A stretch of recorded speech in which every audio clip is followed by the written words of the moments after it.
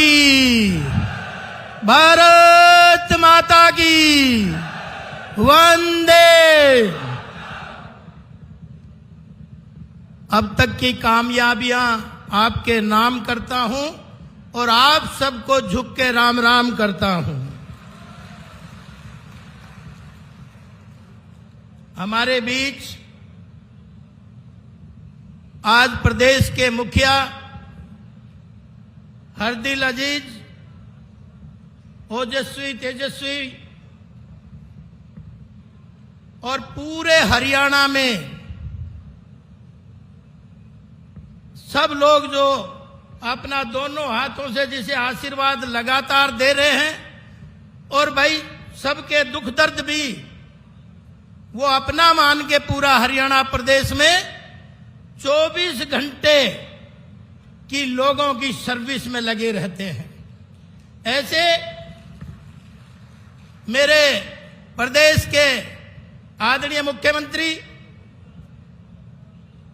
नायब सैनी जी के मैं यहां पहुंचने पर आप सबकी तरफ से उनका हार्दिक अभिनंदन और स्वागत करता हूं। और लाइनों में वीर भूमि रेवाड़ी का चप्पा चप्पा आपका अभिनंदन कर रहा है। वीर भूमि रेवाड़ी का चप्पा चप्पा आपका अभिनंदन कर रहा है। अतिथि देवो भव के भाव से वंदन कर रहा है। हरियाणा की राजनीति के नायब हीरे हैं नायब जी, इसलिए आपका मन से अहीरवाल का लंदन कर रहा है।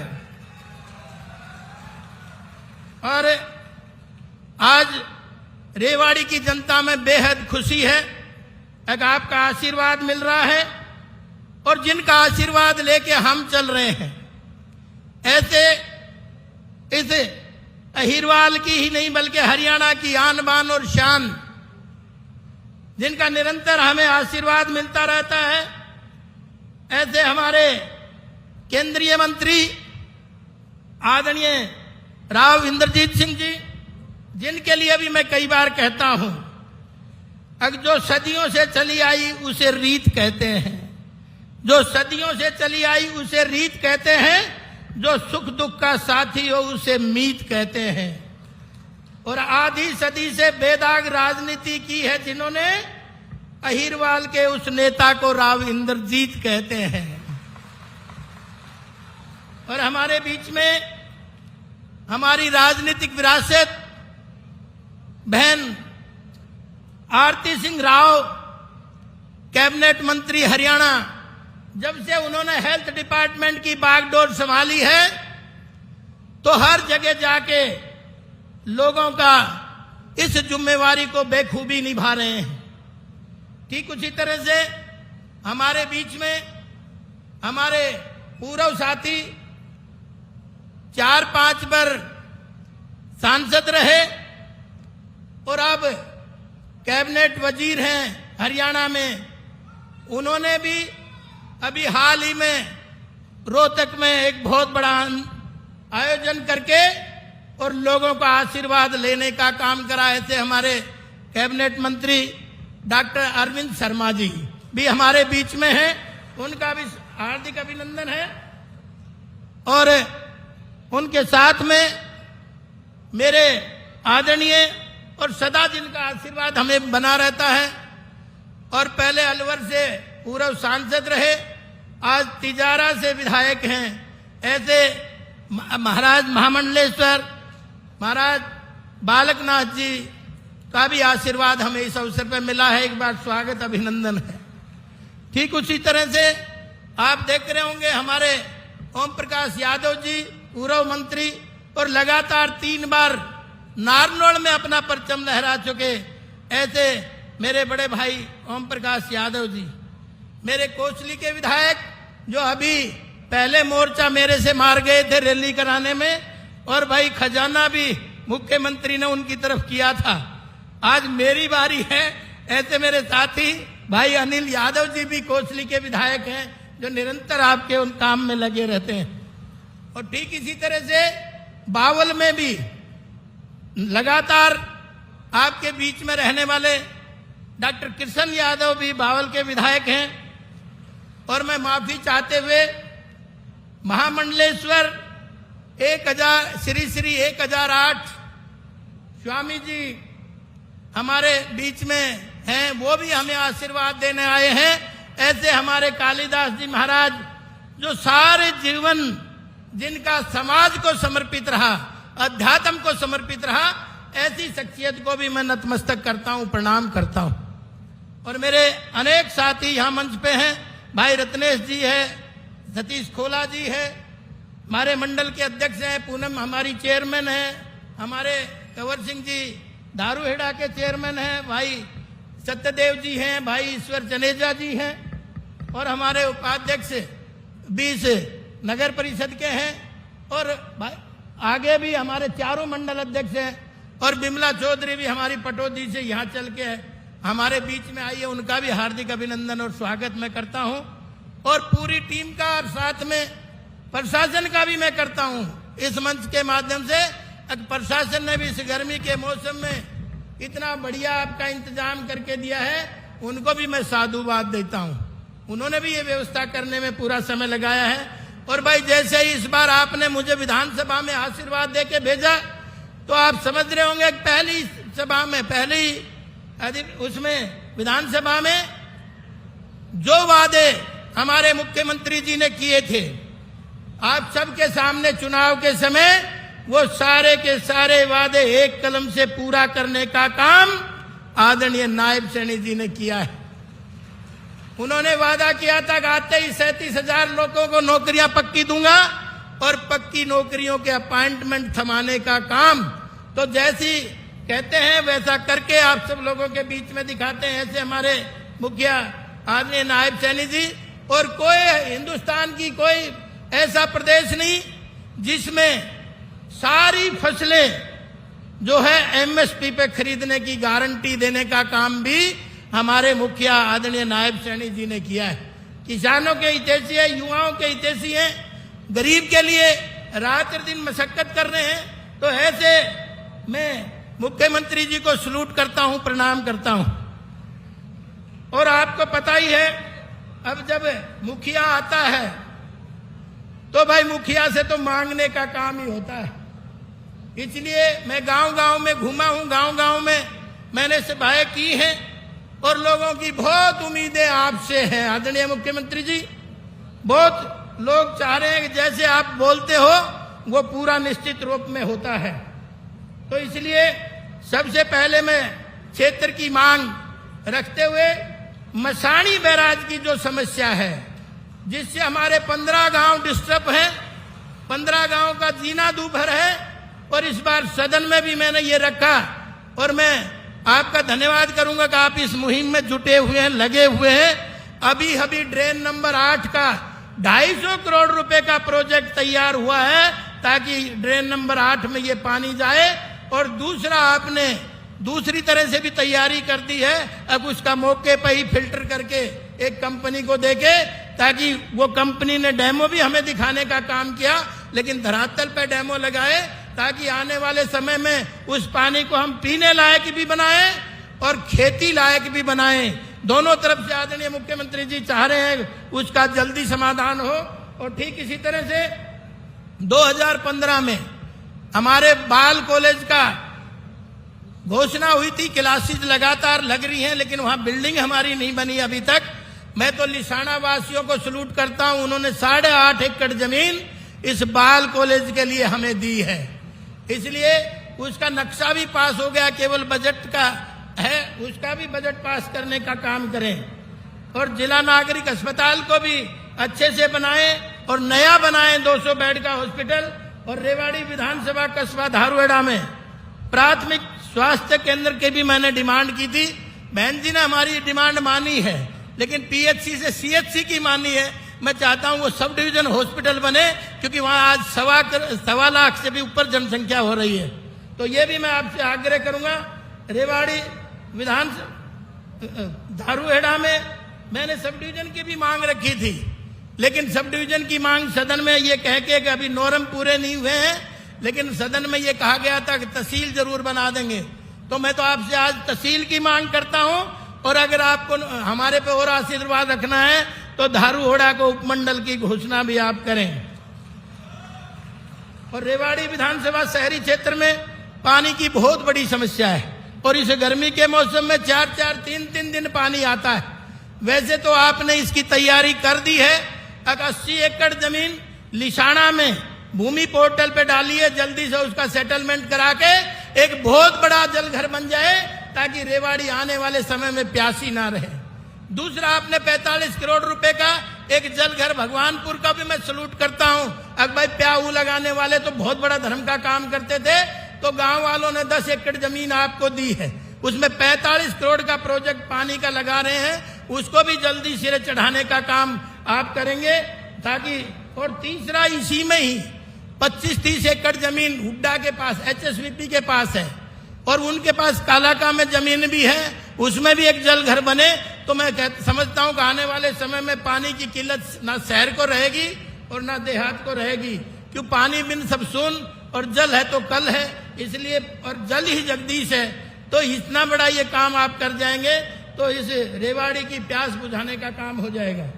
और ठीक इसी तरह से मीरपुर में इतना बड़ा गांव है, ऐतिहासिक गांव है, और मीरपुर में भी आज तक जल घर नहीं बना। इन्होंने 100 एकड़ जमीन यूनिवर्सिटी को दी, आज इनके पास जमीन नहीं है।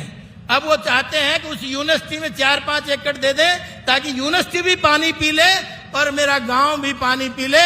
इसकी भी व्यवस्था आप जरूर करवाएं, क्योंकि बहुत बड़ा ऐतिहासिक गांव है और फिर भी आज तक पानी पीने का नहीं है। तो मेरा आपसे आग्रह है ये भी करने का काम करें।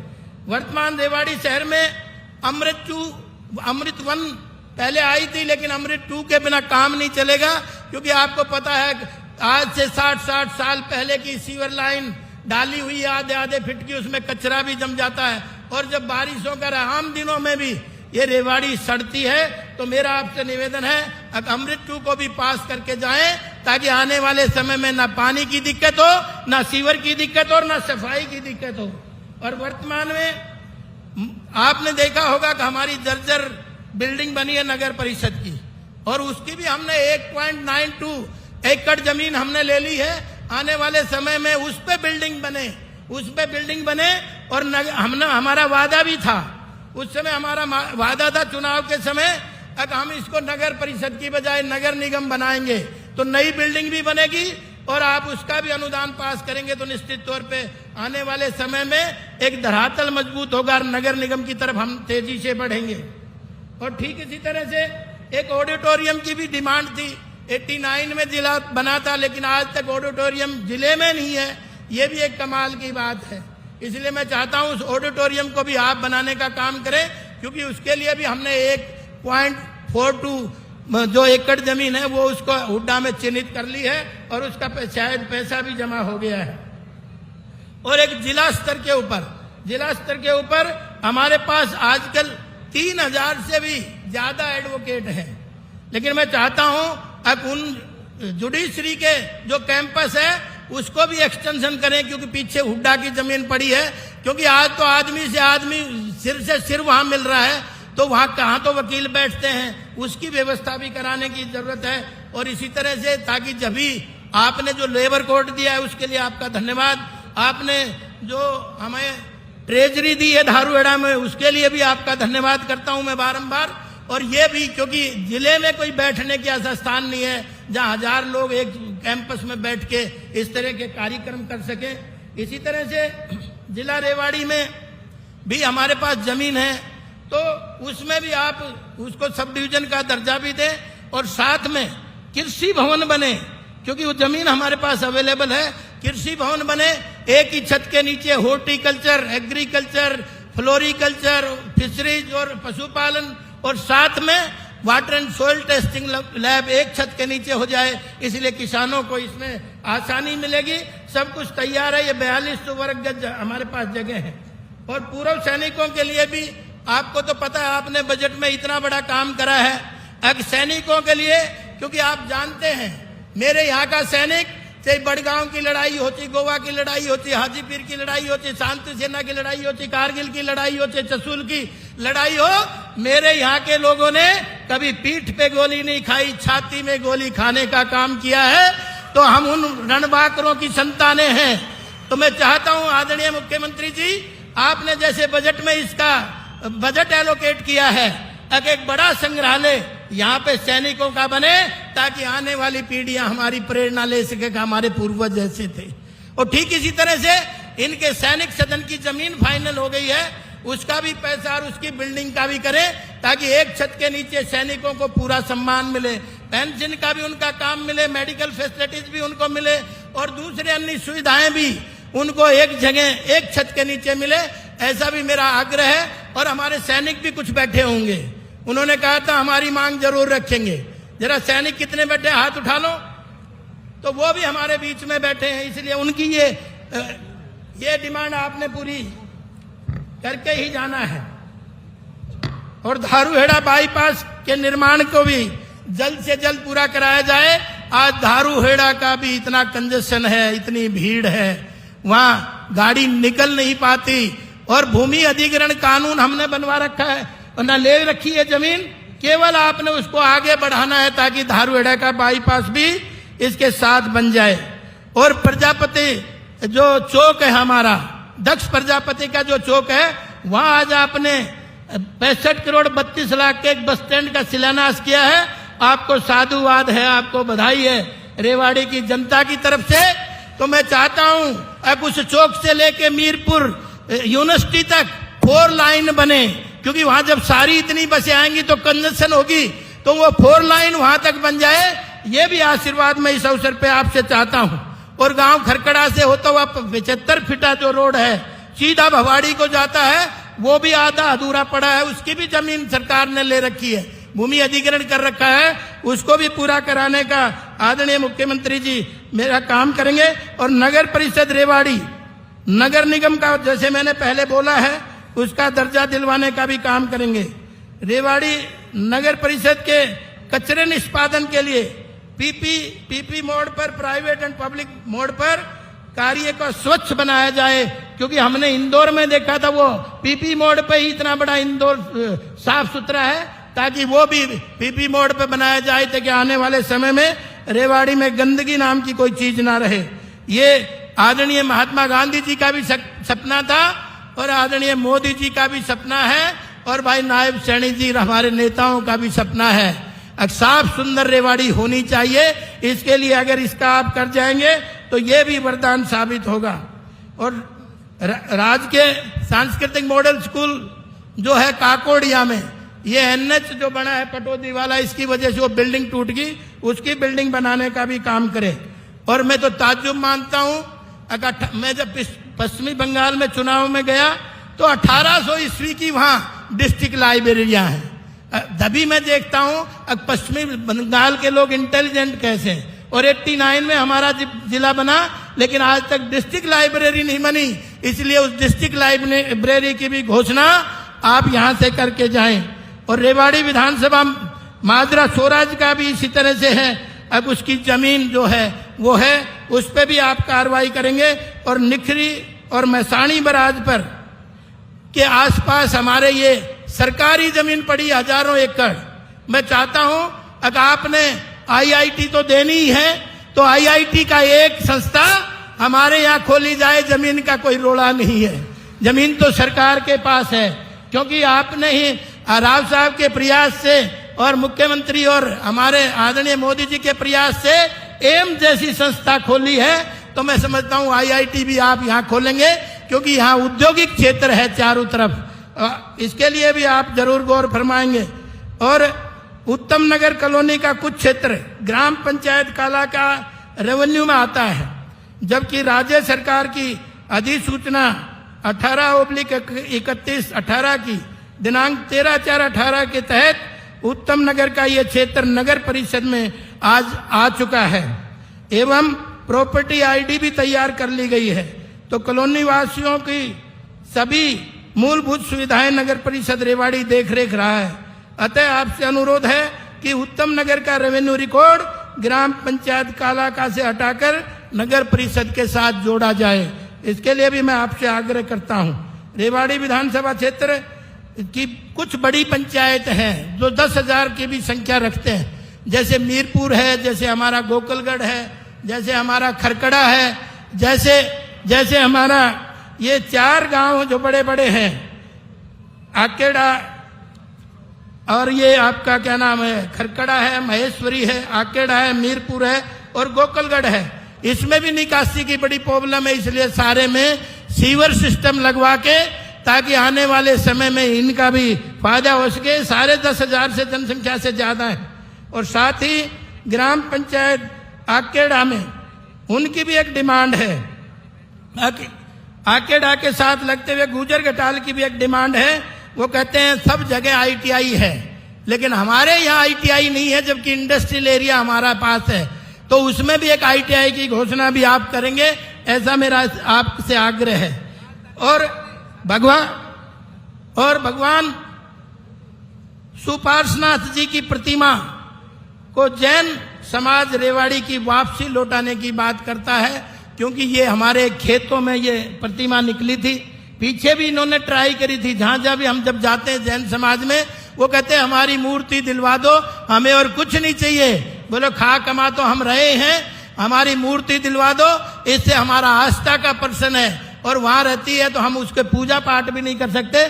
तो मेरा आदरणीय मुख्यमंत्री जी, एक भगवान महावीर की एक मूर्ति है जो आज म्यूजियम में रखी है, तो इनकी बहुत बड़ी डिमांड है। ये पिछले 4 साल से ये दरवाजा खटखटा रहे हैं, तो मेरा आपसे आग्रह है कि उनकी भी मूर्ति दिलाने जाए ताकि सबकी आस्था के अनुसार ये काम हो सके।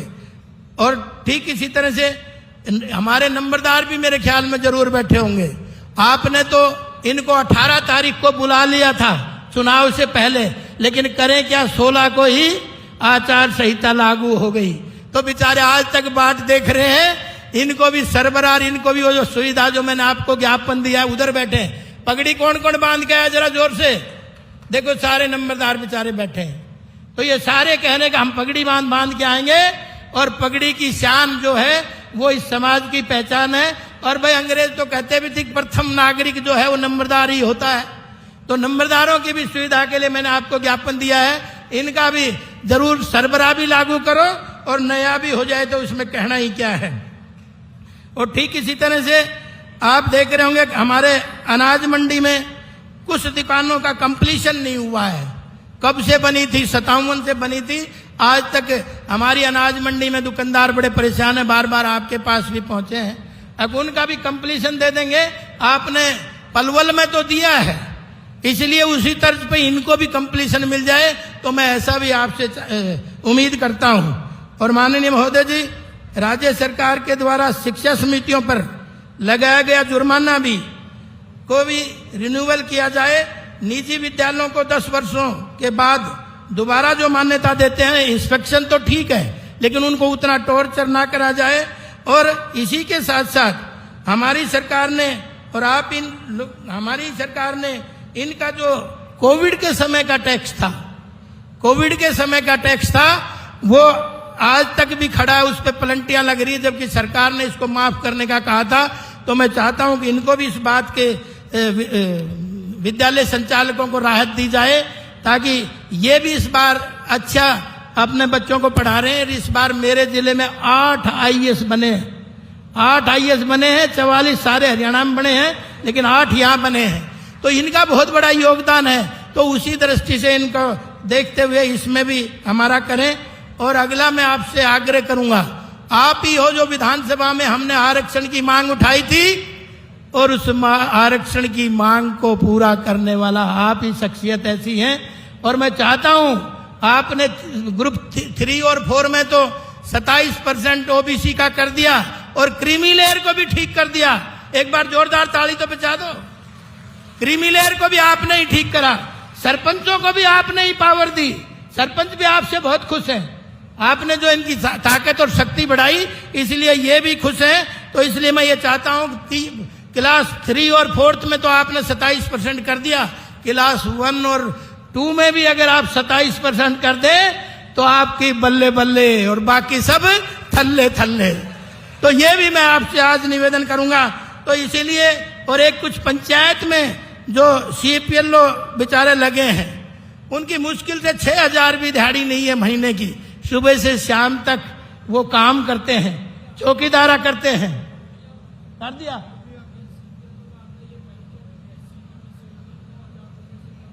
हाँ, तो आप जरूर आशीर्वाद उनको देके जाएंगे अपनी बात से, आप ही कह के जाएंगे, क्योंकि आपकी बात का भरोसा है। मैं तो कितना ही गाल बजा लूं, मेरी तो मानने को नहीं। इसलिए मैं कहता हूं आप इनका भी जरूर इस तरह से ख्याल रखेंगे। और अंत में मैं आप सबका आभार व्यक्त करूंगा। गर्मी के इस मौसम में इतनी भारी रेला जो आप आए हो, और भाई मैं तो ये भी कह के आया था गांव गांव में, अगर भाई रोटी नहीं मिलेंगी अपनी खा के आइयो और मेरी लेके आइयो, कहा था कि नहीं कहा था? तो इसलिए मैं कहना चाहता हूं अगर भाई इस गर्मी की हुम्मस भरी गर्मी में आप आए हो, इसलिए मैं आपका धन्यवाद आभार व्यक्त करूंगा। अंत में अपनी वाणी को विराम देते हुए, क्योंकि मुझे लगता है कि मंच पे मैंने ज्यादा समय ले लिया, माफी मांगते हुए अंत में ये कहते हैं ना, वे सुबह से ही जनसेवा में तपने लगते हैं, वो सुबह से ही जनसेवा में तपने लगते हैं और साकार करने में जुटे हैं जो सपने लगते हैं। 36 बिरादरी का मान सम्मान देते हैं, इसलिए नायब सैनी जी सभी को अपने लगते हैं। भारत माता की, भारत माता की।